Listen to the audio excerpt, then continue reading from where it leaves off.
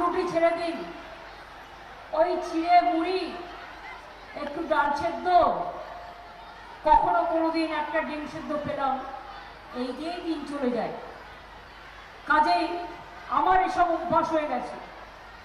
আমি খুব বেশি চা খাই তাও নয়, আমি সকালে একবার চা খাই আর বিকেলে একটা গ্রিন টি খাই।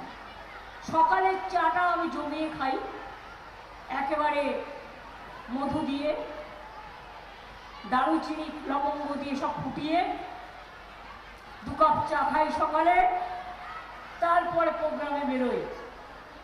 কিন্তু তারপর সারাদিন কখনো জোটে, কখনো জোটে না। আজকেই শান্তিপুরে এখানে প্রেস ক্লাবের জেনারেল সেক্রেটারি কিংসুক থাকে, আমায় কাল একটা মেসেজ দিচ্ছিল, আমি একদিনে মিটিংটা ঠিক করেছি। হঠাৎ আমার মনে হলো, আরে একটা মিটিং যখন আমি বাতিল করছি, তার আমি শান্তিপুরে কেন যাবো না?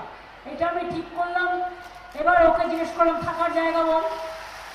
তাহলে কৃষ্ণনগর অনেকবার থেকে যে শান্তিপুরে থাকতে হবে, তো একটা জায়গা বলল।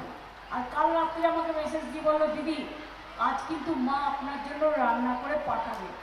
আমি বললাম, অনেকদিন বাড়ির খাওয়া খাইনি রে, ঠিক আছে পাঠাতে বলিস, কিন্তু ঝাল টাল দিস না।